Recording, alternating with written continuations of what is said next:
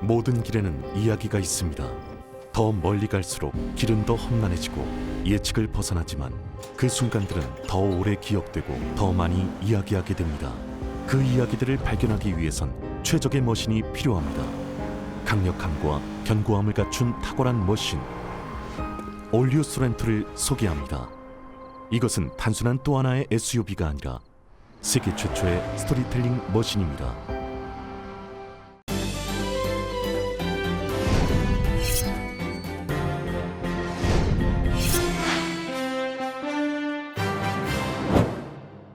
가주정부가 오늘부터 백신 접종 대상자를 16세에서 64세 사이 지병을 앓고 있는 주민들로 확대시켰습니다. 이에 따라 LA 카운티도 오늘부터 16세에서 64세 사이 지병이 있는 주민들로 백신 접종 대상자를 확대시켰습니다. 하지만 지병이 있는 것을 입증하는 서류 구비가 의무화되지 않아 미자격자들이 악용할 것이라는 우려 섞인 목소리가 나오고 있습니다. LA 카운티가 오늘부터 레드 티어에 진입한 데 따른 식당 영업 규제 완화 조치에 따라 식당의 실내 영업이 재개됐습니다. 캘리포니아 주 정부가 재정적으로 어려운 세입자들의 렌트비 보조 프로그램을 론칭했습니다. 지난 2020년 한 해 동안 남가주 한인 가정들에서는 코로나 팬데믹발 부부 갈등이 폭증한 것으로 드러났습니다. 조 바이든 대통령은 신종 코로나 바이러스 감염증 백신 1억 회 접종 및 1억 명에 대한 지원금 전달이 10일 내에 달성될 것이라고 밝혔습니다. 조 바이든 행정부가 경기부양책 시행과 인프라 건설 추진에 따른 재정 부담을 줄이고 조세 형평성을 높이려는 차원에서 법인세와 소득세 등 증세를 추진 중인 것으로 나타났습니다.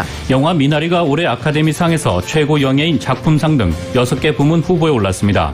특히 여우조연상에는 한국 배우 최초로 윤여정 씨가 후보에 선정됐습니다. 지난해 대도시에서 일어난 증오범죄는 코로나 이전인 2019년과 비교할 때 7% 줄어들었습니다. 그러나 같은 기간 아시안인을 향한 증오범죄는 149%가 늘어났습니다. 조 바이든 행정부의 국무장관과 국방장관이 한국과 일본에 대한 순방길에 나섰습니다. 이들은 중국을 견제하기 위한 동맹 강화의 필요성을 언급함과 동시에 동맹국들 사이의 관계 재활성화, 즉 한일 관계 회복을 강조했습니다. 뉴욕 증시에서 주요 지수는 미국 경제의 빠른 회복 기대 속에 국채 금리도 하락하면서 상승 마감했습니다. LA 지역 내일 부분적으로 약간 구름기입니다. LA 지역의 내일 낮 최고 63도, 밤 최저 기온 46도입니다. 이상은 이 시간 주요 뉴스입니다. 이 시간 주요 뉴스는 공항에서부터 목적지까지 모바일 체크인과 첨단 공기순환 시스템을 통해 안전한 기내 환경과 여행을 제공하는 아시아나 항공 제공입니다. 애청자 여러분 안녕하십니까? 조희정입니다. 안녕하십니까? 이균호입니다. 2021년 3월 15일 월요일 라디오 서울 이브닝 뉴스 1부입니다. 일부 첫 소식 전해드리겠습니다. 가주정부가 오늘부터 백신 접종 대상자를 16세에서 64세 사이 주민 중 지병을 앓고 있는 주민들로 확대시켰습니다. 접종 대상 자격이 되는 해당 질환으로는 암 환자, 4단계 이상의 만성 신장 질환, 임신, 다운 증후군, 산소호흡기에 의존하는 만성 폐질환, 장기 이식으로 인해 면역 체계가 약화된 상태, 고혈압을 제외한 심장 질환, 겸상 적혈구병, BMI 수치가 40 이상인 고도 비만, 제2형 당뇨병입니다. LA 카운티에서도 오늘부터 해당 질환을 가진 200만 명 주민들이 백신 접종 대상에 포함됩니다. 해당 주민들이 백신 접종 예약을 하기 위해서는 의료보험사 혹은 캘리포니아 당국 주병원 릴리즈 프로그램 측이 백신 접종이 가능한 지병을 앓고 있다고 확인했다는 서류를 지참하거나 메디컬 가입자들의 경우 가주 헬스케어 서비스 당국으로부터 받은 관련 서류, 간병인 서비스를 받고 있는 수혜자들의 경우 가주 소셜 서비스 당국으로부터 관련 서류 혹은 해당 주민이 지병을 앓고 있다고 의사가 직접 서명한 증명서 중 하나를 지참해야 합니다. 백신 접종 예약은 myturnca.gov 혹은 LA 카운티 주민은 vaccinateLAcounty.com을 통해 하면 됩니다. 지난 2020년 한 해 동안 남가주 한인 가정들에서는 코로나 팬데믹발 부부 갈등이 폭증한 것으로 드러났습니다. 관련 소식 정현호 기자가 보도합니다. 코로나 팬데믹으로 얼룩진 지난 한 해 남가주 한인 가정들을 힘들게 했던 것은 부부 간의 갈등이 심화된 점이었다는 통계 수치가 나왔습니다. 한인 가정상담소가 15일 공개한 2018년부터 2020년까지 한인 가정상담소 내담자 통계에 따르면 지난 2020년 한 해 부부 혹은 파트너 간 갈등 문제로 상담을 의뢰한 케이스가 전체 상담 케이스 중에 18%로 으뜸을 차지했습니다. 뒤를 이어서 우울증이 17%, 불안증이 12%, 부모와 자녀 간의 갈등이 9%, 외상 후 증후군 관련 장애가 5%였습니다. 지난 2018년과 2019년 한인 가정상담소 상담 의뢰 케이스 중 우울증이 각각 28%와 21%를 차지하면서 가장 큰 비중을 차지했던 것과 비교해 볼 때 지난 한 해에는 부부 갈등 문제가 우울증을 제치고 자리바꿈을 한 것입니다. 코로나 팬데믹으로 지난 한 해 한인 이민사회에서 우울증 문제가 심화됐을 것이라는 예상을 뒤엎고 부부, 파트너 간의 갈등의 골이 깊어지면서 가장 가까운 사람들의 관계에 영향을 더 미친 것입니다. 한인 가정상담소의 안현미 심리상담부 매니저입니다. 이 결과는요, 아마도 팬데믹으로 인한 재정난, 그다음에 사회적 거리두기로 인해서 집에서 모든 활동을 해야 하는 이런 상황 때문에 부부 또는 커플 간에 있어서 많은 문제가 생긴 게 아닐까라는 추측을 할 수가 있겠습니다. 정신과 전문의 수잔정 박사는 변화는 스트레스 반응을 일으킨다며 코로나 팬데믹이 2차 세계대전보다 더 심각한 집단 트라우마를 안긴다는 사실을 직시해야 한다며 앞으로 수년간 지역사회에 미칠 영향에 대비해 전문가의 도움을 받아 다시 생활의 리듬을 찾도록 노력해야 한다고 지적했습니다. 우리가 쓸쓸하고 외롭고 불안하고 슬플 때는 금방 그것이 분노로 변할 수가 있고 분노를 조절해야 되는 우리 전두엽이 그 기능을 잘 못하고 이런 현상이 생기면은요 우리가 가장 사랑하는 배우자나 애들에게 그 분노가 이렇게 타깃이 되죠. 부부 문제나 가정에 파괴가 오게 됩니다. 서로 어떤 사람의 마음이 불안하고 아플 때 같이 도와주고 이야기 들어주고 또 이렇게 보듬어주고 하지만 그래도 그게 안 될 때는 전문가를 찾아야 됩니다.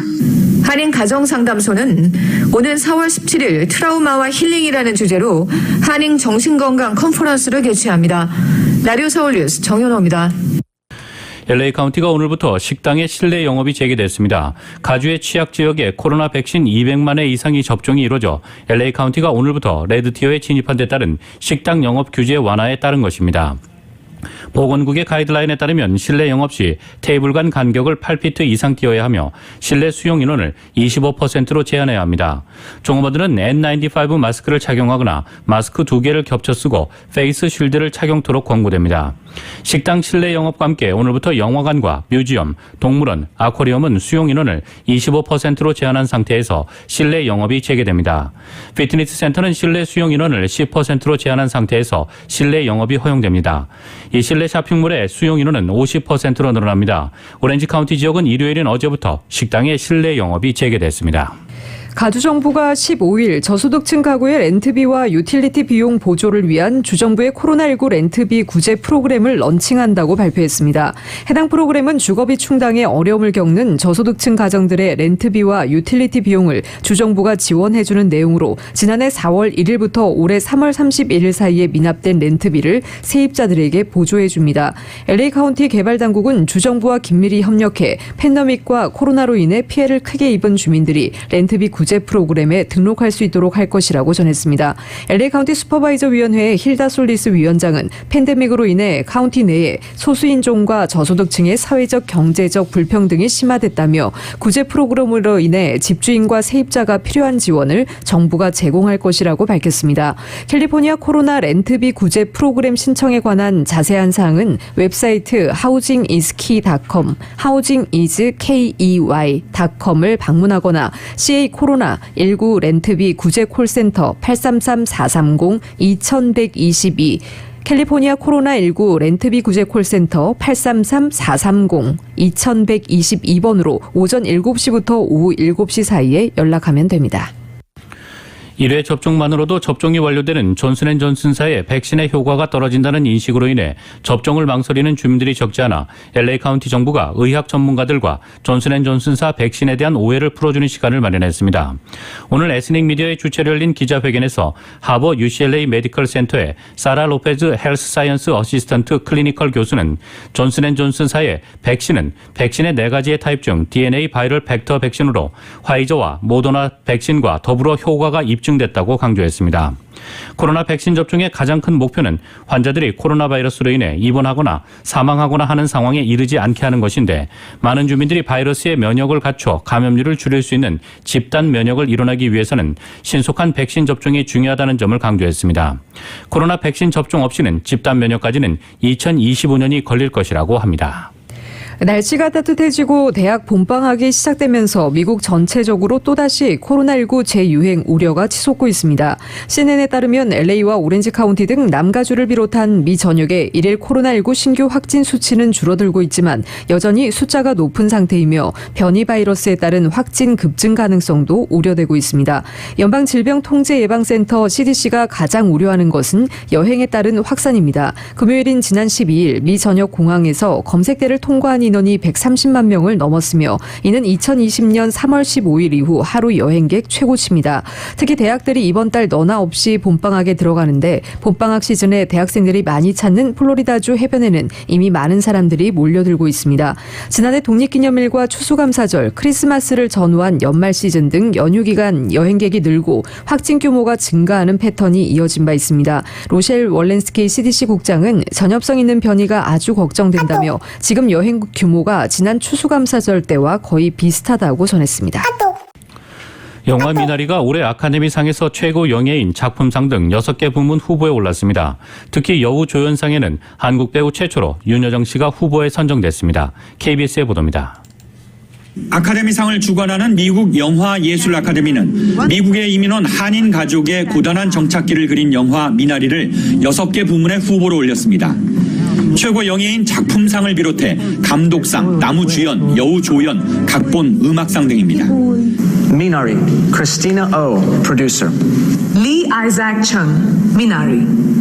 특히 여우조연상 후보에 한국에서 온 할머니 순자를 연기한 윤여정 씨가 선정됐습니다.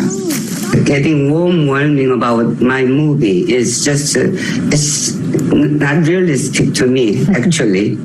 지난해 봉준호 감독의 기생충이 6개 부문 후보에 올라 작품상 등 4개 부문을 석권했지만 한국 영화 102년 역사에서 한국 배우가 아카데미 연기상 후보에 이름을 올린 것은 처음입니다.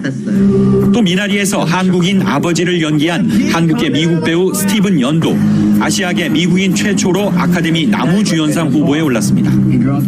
The discussion around being the first Asian American, that's well and good, but 미국 언론들은 미나리가 아카데미 역사를 새롭게 썼다며 윤여정과 스티븐 연의 수상 가능성에 주목했습니다. 최고상인 작품상에서 미나리는 가장 수상이 유력한 클로이 자우 감독의 노매드랜드를 비롯해 8개 작품과 경쟁합니다. 단편 애니메이션 부문 후보에는 한국계 미국인 에릭 오 감독의 오페라가 이름을 올렸습니다. 오페라는 벽면에 투사되는 설치 예술을 위한 작품으로 한국 제작사가 만들었습니다.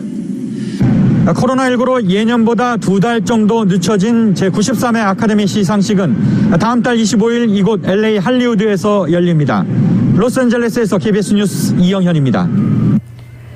코로나19 대처 경기 부양을 위한 1인당 1,400달러의 현금 지원금 지급이 시작된 가운데 불법 체류 신분 이민자 가정도 가족 가운데 소셜시큐리티 번호를 갖고 있는 합법 신분 구성원의 경우 지원금을 받을 수 있는 것으로 나타났습니다. 지난 11일 조 바이든 대통령이 서명한 1조 9천억 달러 규모 경기부양법에 따르면 불체자가 있는 가정이라도 소셜번호를 소지하고 있는 합법 신분인 가족 구성원에게는 1인당 1,400달러의 현금 지원금이 지급됩니다. 만약 부모가 소셜번호 없이 개인 납세자 번호로 연방 세금 보고를 하는 경우 부모는 수혜 자격이 없지만 만약 자녀 등 부양가족이 미국에서 태어난 시민권자이거나 소셜번호가 있다면 자녀 몫으로 나오는 현금 지원금을 받을 수 있습니다. 또 부부 중 한 명에게만 소셜번호가 있고 자녀가 소셜번호가 있다면 소셜번호가 있는 가족 구성원에게만 현금 지원금이 지급됩니다. 조 바이든 대통령이 경기 부양안을 통과시킨 민주당 주도의 연방의회가 그 여세를 몰아 이번 주부터 이민 개혁 법안들의 처리에 나설 예정이라고 USA 투데이가 보도했습니다. 연방하원 민주당 원내 총무인 스테니 호이어 의원 측은 이번 주부터 이른바 드리머들을 구제하는 내용의 아메리칸 드림 앤 프라미스 액트와 이민 농장 노동자 합법화 내용을 담은 농장 노동자 현대화 법안에 대한 심의 절차에 착수할 예정입니다. 이들 두 개의 개별 법안은 1,100만 불체 신분 이민자들에게 8년 내 시민권까지 길을 열어주는 내용으로 바이든 대통령이 제안한 포괄적 이민개혁 법안과 별도로 추진되는 것입니다. 민주당 측은 바이든 포괄 이민개혁 법안이 현재 상황에서는 연방상원에서 공화당의 필리버스터를 극복하는 데 필요한 60표를 얻기가 힘들 것으로 보고 시급한 분야에서부터 개별적 법안으로 점차적 이민개혁을 이루겠다는 보관이라고 전했습니다. 아메리칸 드림 앤 프라미스 법안은 2021년 1월 1일 기준 미국에 실제 체류하고 있고 부모와 입국 당시 18세 이하였던 드리머들에 대해 10년간 조건부 영주권 자격을 부여하고 추방 대상에서 면제시켜주는 내용입니다. 이 법안에 따르면 이들 드리머들은 대학 졸업장을 따거나 2년간 군에서 복무할 경우 또는 최소 3년간 직장에서 근무를 하게 되면 정식 영주권을 취득할 수 있게 됩니다.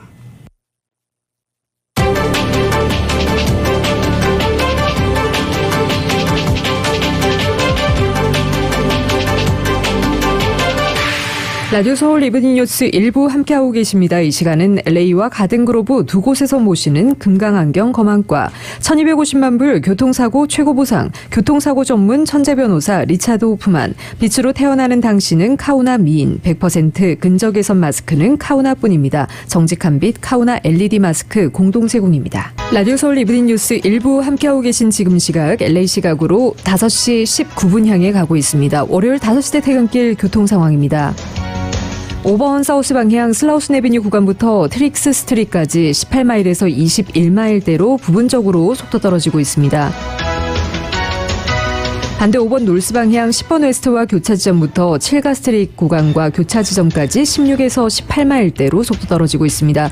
101번 프리웨이 사우스 방향 벨몬트 에비뉴 구간 20마일대, 또 실버레이크 블루버드 구간부터 멜로즈 에비뉴까지 13마일에서 21마일대로 부분 정체 현상 보이고 있고요. 벤츄라 지역 지나는 101번 웨스트 방향 벤나이스 블루버드 구간부터 헤스켈 에비뉴와 교차 지점 15마일에서 22마일대로 가다서다를 반복하고 있습니다. 110번 놀스 방향 105번 이스트와 교차 지점도 15마일대로 부분 정체 현상 보이고 있습니다.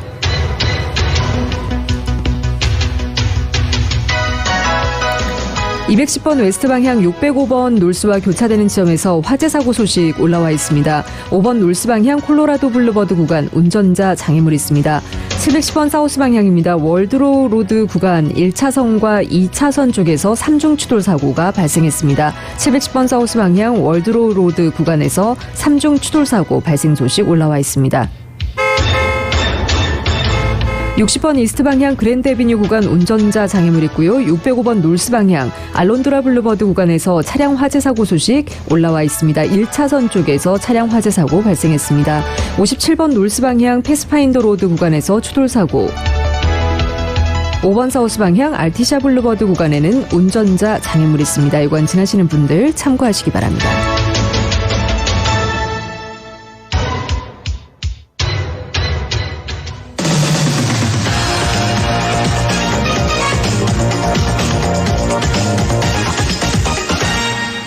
여러분께서는 라디오 서울 이브닝 뉴스 일부 함께하고 계십니다. 미국 소식 전해드리겠습니다. 조 바이든 대통령은 오늘 신종 코로나 바이러스 감염증 백신 1억 회 접종 및 1억 명에 대한 지원금 전달이 10일 내에 달성될 것이라고 밝혔습니다. 바이든 대통령은 연설을 통해 향후 10일간 우리는 두 개의 거대한 목표에 도달할 것이라며 첫 번째는 10일 내로 1억 회의 백신 접종을 완료하는 것이라고 말했습니다. 바이든 대통령은 취임 100일 내에 1억 회의 백신 접종 달성을 공약한 바 있는데 10일 내라면 70이 안 되는 공약을 달성하게 되는 것입니다. 지원금은 지난 11일 대통령 서명으로 시행에 들어간 1조 9천억 달러 규모 경기 부양법에 따른 것입니다. 1,400달러의 지원금을 대부분의 성인에 지급하는 게 이 법의 골자입니다. 바이든 대통령은 이날 부양법의 철저한 시행이 필요하다며 이를 감독하는 역할을 진 스펄링 전 백악관 국가경제위원회 위원장에게 맡긴다고 발표했습니다. 그는 이어 도움이 여기 있고 희망이 여기 있으며 현실적이고 손에 잡히는 방식으로 자신의 첫 입법적 성과인 부양법을 치켜세웠습니다. 이 바이든 대통령의 이날 연설은 도움이 여기 있다를 슬로건으로 내건 부양법 홍보 캠페인의 일환입니다. 캠페인에 따라 카멀라 해리스 부통령 부부가 네바다주를 찾았고 영부인 질 바이든 여사가 뉴저지주를 방문했습니다. 화요일인 16일에는 바이든 대통령이 펜실베니아주로 출격하고 해리스 부통령은 콜로라도주를 찾습니다. 금요일인 19일엔 바이든 대통령과 해리스 부통령이 조지아주를 가는 등 이번 주 내내 부양안 홍보를 위한 방문 일정이 이어집니다. 네, 미국에서 코로나19 백신 접종에 계속 속도가 붙는 가운데 봄철을 맞아 여행을 떠나는 사람도 늘면서 보건 전문가들을 불안하게 하고 있습니다. 미 질병통제예방센터 CDC에 따르면 오늘 15일 오전까지 미국에서 코로나19 백신을 2차례 모두 접종한 사람은 3,833만 5천여 명으로 집계됐습니다. 이는 미국 전체 인구의 11.5%입니다. 65세 이상 고령자 중에서는 1,963만 7천여 명이 2차례 접종을 마쳤는데 이는 이 연령대 인구의 35.9%에 해당한다고 CDC는 전했습니다. 또 백신을 한 차례라도 맞은 사람은 7,105만 4천여 명으로 총 인구의 21.4%에 해당하는 것으로 집계됐습니다. CDC 집계를 분석한 결과 최근 일주일간의 하루 평균 백신 접종 건수가 240만 건으로 최대치를 기록했습니다. 또 조 바이든 대통령은 이날 열흘 이내에 1억 회의 백신 접종을 완료하겠다고 발표했습니다. 바이든 대통령은 취임 100일 이내에 1억 회 백신 접종 달성을 공약한 바 있는데 이 경우 70일이 채 안 돼 이 목표를 조기 달성하게 됩니다. CDC는 이날까지 1억 908만 천여 건의 백신이 접종된 것으로 집계했는데 이 중 바이든 행정부 출범 뒤 이뤄진 것은 9,260만 건입니다. 최근 안전성 논란이 일고 있는 아스트라제네카 백신과 관련해 독일과 프랑스 등도 접종을 일시 중단하기로 결정했습니다. 그러나 아스트라제네카 측은 문제가 없다고 강조했고 세계보건기구 WHO도 백신과 혈전 사이에 인과관계를 발견하지 못했다며 계속 접종할 것을 당분간 권고할 것이라고 밝혔습니다. KBS의 보도입니다. 독일 연방정부가 아스트라제네카 백신의 접종을 일시 중단했습니다. Aufgrund einer aktuellen Empfehlung des Paul-Ehrlich-Instituts setzt die Bundesregierung die Corona-Impfung mit AstraZeneca vorsorglich aus. 보건부 산하 파울 에르리히 연구소는 독일과 유럽에서 아스트라제네카 백신 접종 뒤 시차를 두고 뇌혈전 발생 사례가 잇따라 보고됐다며 접종 일시 중단을 권고했습니다. 현재까지 이 백신 접종 이후 뇌혈전 발생이 의심되는 사례는 모두 7건입니다. 슈판 보건장관은 아스트라제네카 백신에 대한 신뢰를 유지하기 위해선 독일과 EU의 전문가들이 더 자세히 조사할 필요가 있다고 밝혔습니다. 이와 관련해 독일 정부는 접종 나흘 이후에도 두통 등 부작용이 있다면 즉시 병원에 가야 한다고 당부했습니다. 프랑스와 이탈리아도 유럽의약품청 EMA가 이 백신 사용에 대한 의견을 발표할 때까지 접종을 잠정 중단한다고 밝혔습니다. 이에 대해 아스트라제네카 측은 공식 성명을 내고 자사 백신의 안전성을 강조했습니다. EU와 영국에서 접종을 받은 1,700만 명에 대한 안전성 자료를 검토했지만 혈전 위험성에 대한 증거는 나타나지 않았다는 겁니다. 세계보건기구는 백신과 혈전 사이에 인과관계를 발견하지 못했다며 아스트라제네카 백신을 계속 접종할 것을 당분간 권고할 것이라고 밝혔습니다. 베를린에서 KBS 뉴스 김규수입니다. 조 바이든 행정부의 국무장관과 국방장관, 가장 막강한 권한을 지닌 핵심 강요죠. 이들이 한국과 일본에 대한 순방길에 나섰습니다. 이들은 중국을 견제하기 위한 동맹 강화의 필요성을 언급함과 동시에 동맹국들 사이의 관계 재활성화, 즉 한일 관계 회복을 강조했습니다. YTN의 보도입니다. 토니 블링컨 미국 국무장관이 현지 시간 15일 저녁 전용기로 일본에 도착했습니다. 로이드 오스틴 미 국방장관은 블링컨 장관에 앞서 일본에 도착했습니다.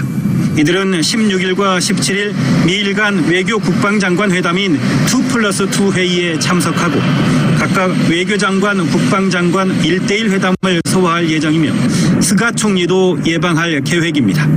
이어 17일 1박 2일 일정으로 한국을 방문해 비슷한 일정을 소화합니다. 이들은 이번 순방 일정이 중국을 견제하기 위한 동맹 강화의 목적이 있음을 분명히 했습니다. 한일 순방에 앞서 워싱턴 포스트에 공동으로 실은 기고문에서 중국의 침략과 위협에 맞서야 할 때 힘을 합치면 더욱 강해진다며 한일 두 핵심 동맹과 만날 때 그 메시지를 인도 태평양 지역에 전달하겠다고 직설적으로 말했습니다.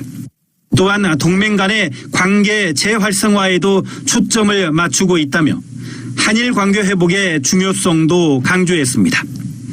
이와 함께 미국은 외교를 주도할 것이지만 동시에 세계에서 가장 강력한 군대를 유지할 것이라고 밝혔습니다.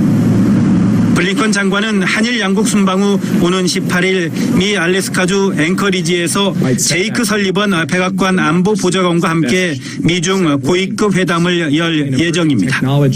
중국에선 양제츠 공산당 외교 담당 정치국원과 왕이 외교부장이 참여합니다. 바이든 미 행정부는 지난 12일 일본, 인도, 호주 4개국 쿼드 정상들과 첫 회의를 열어 중국을 압박했습니다. 이어 핵심 강요들이 한일 양국 순방에 나선 것은 미국의 대외 전략 최우선 순위가 대중국 견제와 이를 위한 동맹 강화에 있음을 보여주고 있습니다. YTN 강소홍입니다. 조 바이든 행정부가 법인세와 소득세 등 증세 추진으로 눈을 돌리고 있습니다. 신종 코로나 바이러스 감염증 경기 부양책 시행과 인프라 건설 추진에 따른 재정 부담을 줄이고 조세 형평성을 높이려는 차원입니다. 증세는 바이든 대통령의 대선 공약이기도 합니다. 특히 바이든 행정부는 전 세계적인 법인세율 인하, 경쟁이 재정난을 가중하고 기업에만 유리한 상황이라고 보고 글로벌 수준에서 다국적 기업에 대한 법인세율 하한선을 설정하는 방안도 추진하고 있습니다.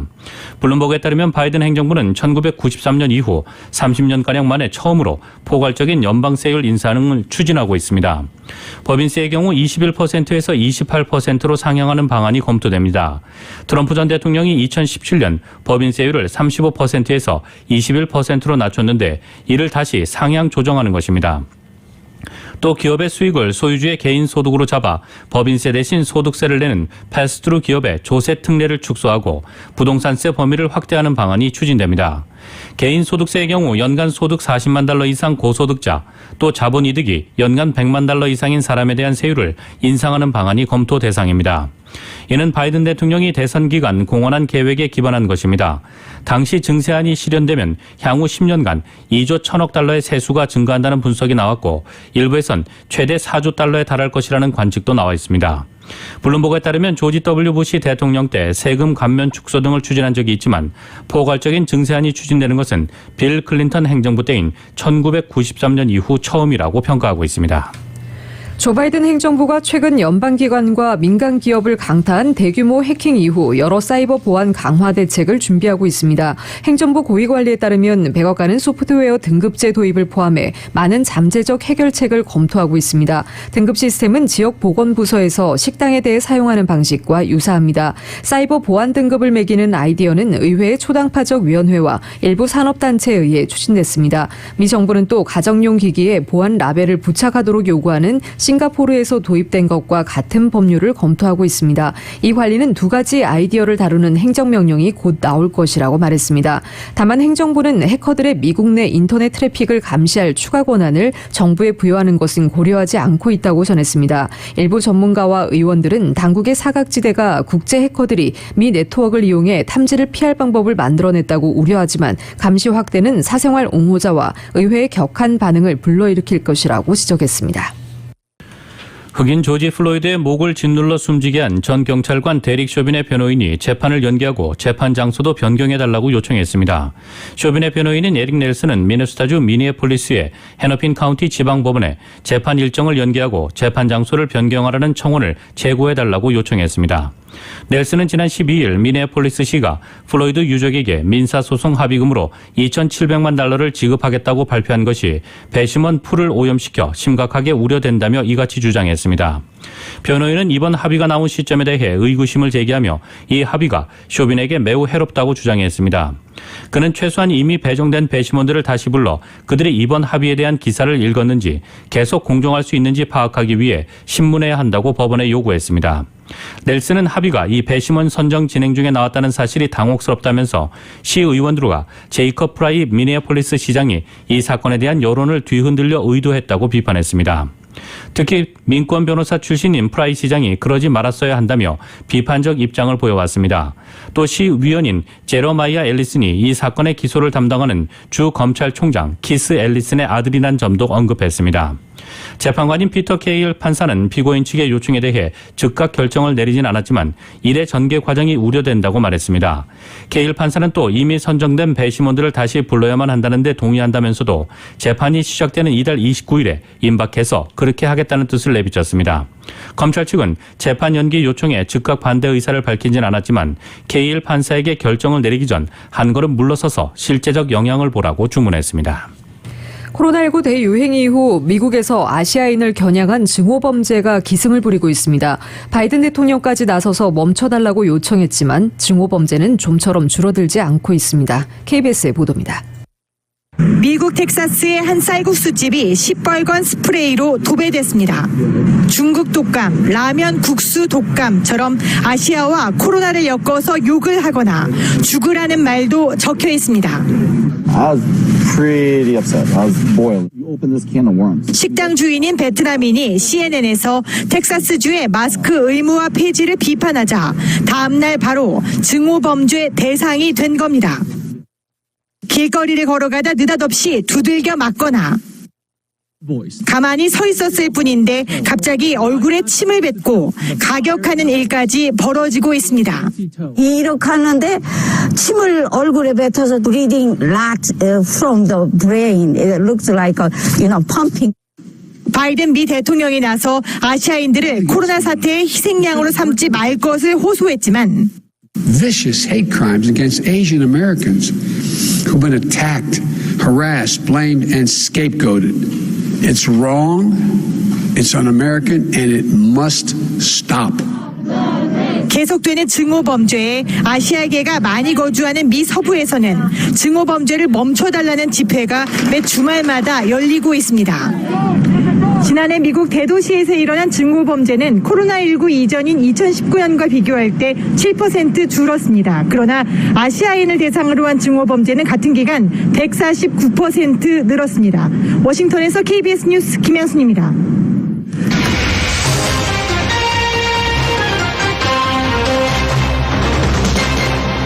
여러분께서는 라디오 서울 이브닝 뉴스 1부 함께하고 계십니다.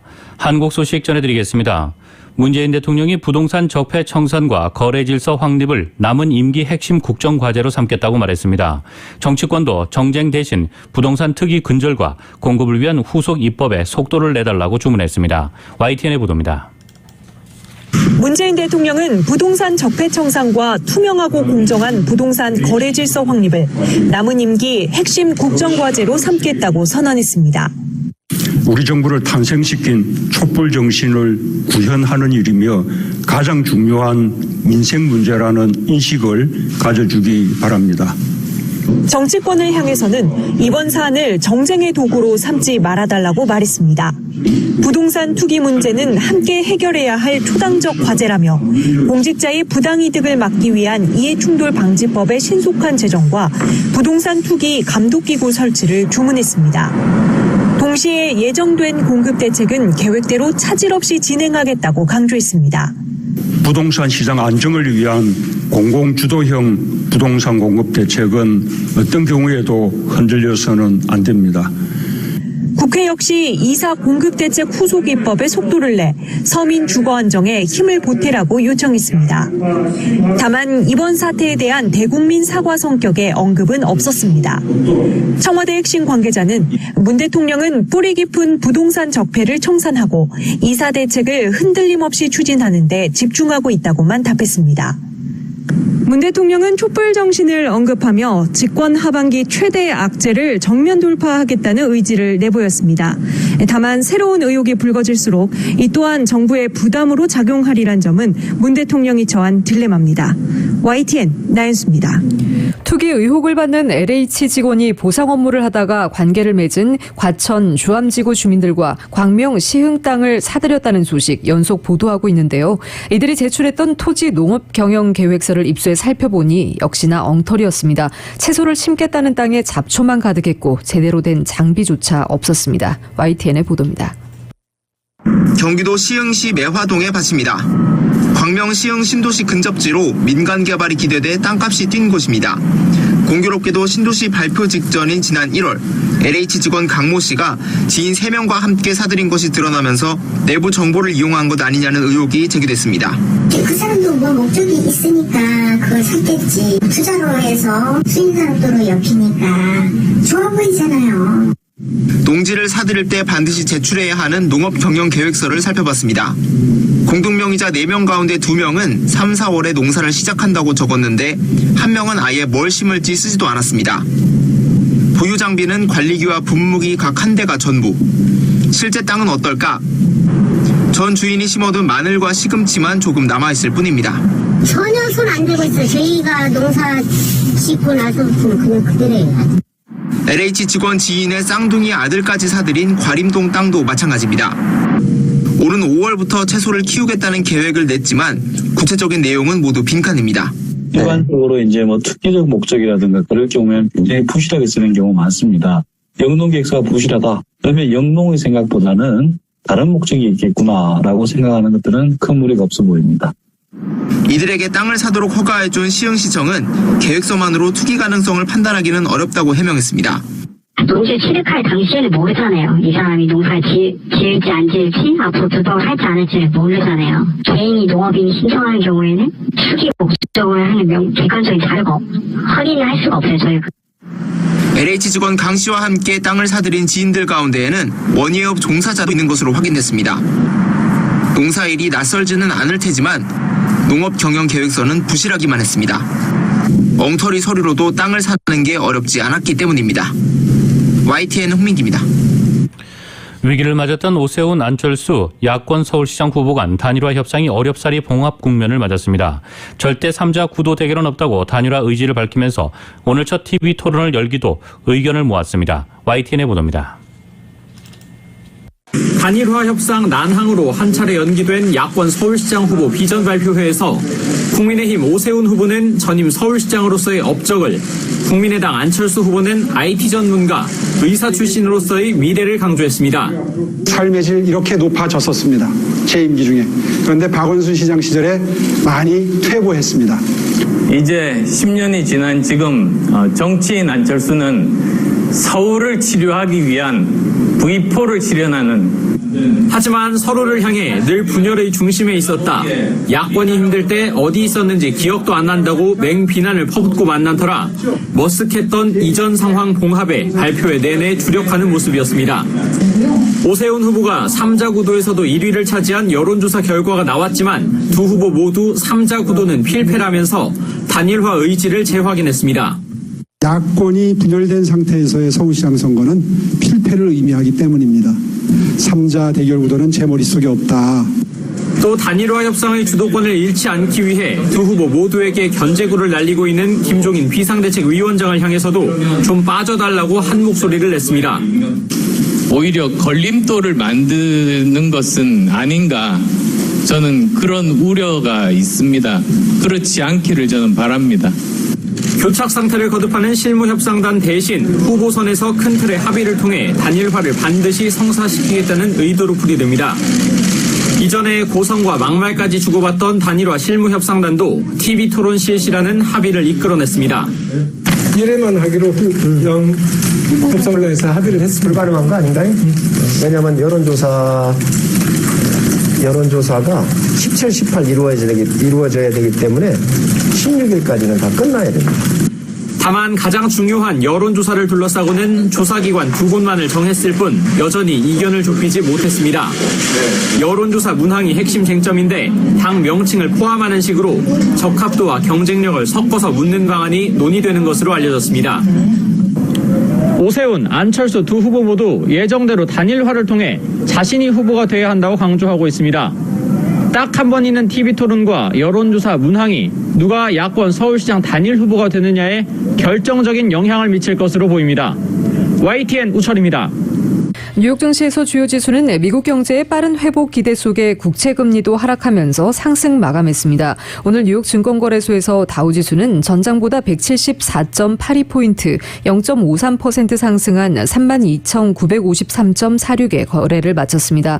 S&P 500지수는 전장보다 25.60포인트, 0.65% 오른 3,968.94에 기술주 중심의 나스닥 지수는 139.84포인트, 1.05% 상승한 13,459.71의 장을 마감했습니다. 다우지수와 S&P 500지수는 사상 최고치를 또 경신했습니다. 시장은 미 국채금리 동향과 주요 경제 지표 등을 주시했습니다. 이날 종목별로는 애플 주가가 2.4% 이상 올랐고 테슬라도 2%가량 상승했습니다.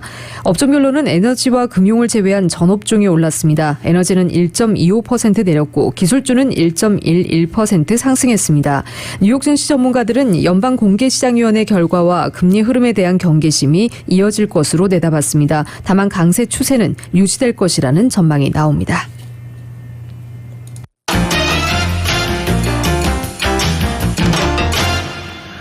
뉴욕 유가는 중국의 원유 수요가 양호할 것이란 기대에도 높은 가격에 대한 부담이 이어지면서 하락했습니다. 뉴욕 상업거래소에서 4월물 서부 텍사스 원유 가격은 배럴당 0.22달러 하락한 65.39달러의 장을 마감했습니다. 원유 시장 참가자들은 중국과 미국 등 주요국 경제 지표와 원유 수요 전망 등을 주시하고 있습니다. 세계 최대 원유 수입국 중국의 산업 관련 지표가 양호하게 나오는 등 올해 수요 회복에 대한 기대가 이어졌습니다. 지난 1월에서 2월 중국 산업 생산은 전년 동기 대비 35.1% 증가했습니다. 월스트리트저널이 집계한 시장 예상치는 30.5% 증가를 넘어섰습니다. 산업활동 회복세가 지속하는 만큼 원유에 대한 수요도 탄탄할 것이란 기대가 형성됐습니다. 세계 경제의 또 다른 축인 미국의 수요 회복 기대도 큰 상황입니다. 정부는 1조 9천억 규모 초대형 경기 부양에 돌입했습니다. 뉴욕 연방준비은행의 3월 엠파이어 스테이트 지수 지난해 여름 이후 가장 높은 수준으로 오르는 등 경제 지표도 양호한 흐름을 이어가고 있습니다. 하지만 유가가 브렌트유 기준으로 배럴당 70달러 등 주요 레벨 부근까지 오른 데 따른 부담도 작지 않습니다. 오펙 플러스의 4월 산유량도 거의 동결했지만 유가가 이 정도로 높은 수준을 유지하면 언제든 증산이 단행될 수 있다는 경계심도 여전합니다. 미국 등 오펙 플러스 외 다른 산유국의 생산량이 늘어날 것이란 전망도 제기됐습니다. 유럽 지역에서 신종 코로나 바이러스 감염증 확산세가 여전히 강한 점도 유가에 부담이 된다고 전하고 있습니다.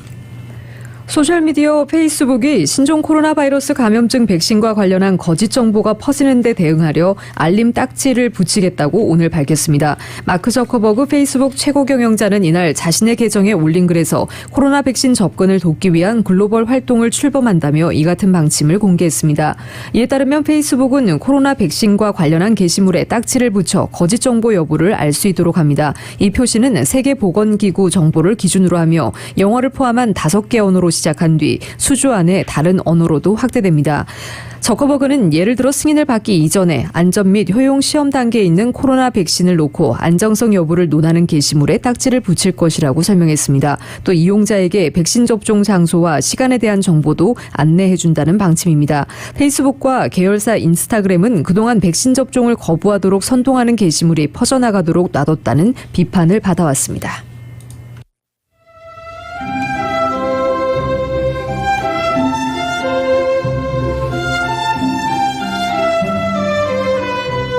(3월 15일) 월요일 오늘 밤과 한 주간 날씨입니다. 화요일인 내일은 맑겠습니다. 낮 기온도 오늘보다 8, 9도가량 높아지지만 여전히 선선하겠습니다. 수요일에는 부분적으로 구름이 지나겠고 금요일에는 오랜만에 예년 기온을 회복하겠습니다. 하지만 주말까지 예년 기온을 밑도는 날씨는 당분간 계속되겠습니다. LA 한인타운의 내일 낮 최고 기온 63도, 밤 최저 기온 46도입니다. 오렌지 카운티 지역 63도, 45도, 밸리와 인랜드 엠파이어 지역 61도, 41도, 해안 지역의 내일 낮 최고 59도, 밤 최저 45도입니다. LA 지역 오늘 저녁 곳에 따라 비올 확률 40% 보이고 있습니다. 오늘 밤 최저 기온 42도입니다. 한국은 아침에는 다소 쌀쌀하다가 한낮에는 포근한 날씨가 이어지겠습니다. 오늘은 올봄 첫 황사까지 나타나겠습니다. 서울의 오늘 낮 최고 기온 화씨 55도, 밤 최저 기온 화씨 30도입니다. 라디오 서울 이브닝 뉴스 1부 이 시간은 LA와 가든그로브 두 곳에서 모시는 금강안경 검안과 1250만 불 교통사고 최고보상 교통사고 전문 천재변호사 리차드 호프만 빛으로 태어나는 당신은 카우나 미인 100% 근적외선 마스크는 카우나뿐입니다. 정직한 빛 카우나 LED 마스크 공동 제공이었습니다. LA 시각으로 5시 52분입니다. LA 지역의 현재 기온 54도, 습도 44% 나타내고 있습니다. 잠시 후 6시 라디오 서울 이브닝 뉴스 2부가 방송됩니다.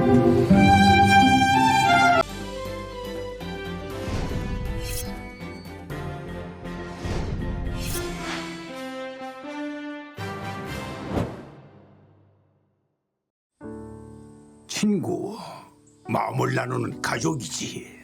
젊을 때나 지금이나 함께 같은 세월을 살아가는 게 참 소중해. 한결같이 옆에서 성실하게 있어줘서 든든해. 한 번 더 걷고 한 번 더 웃어야지 건강하게. 아프지 말고 넘어지지 말고 건강하게 신영 화이팅! 한결같은 성실함으로 건강 버팀목이 되어주는 서울 메디칼 그룹.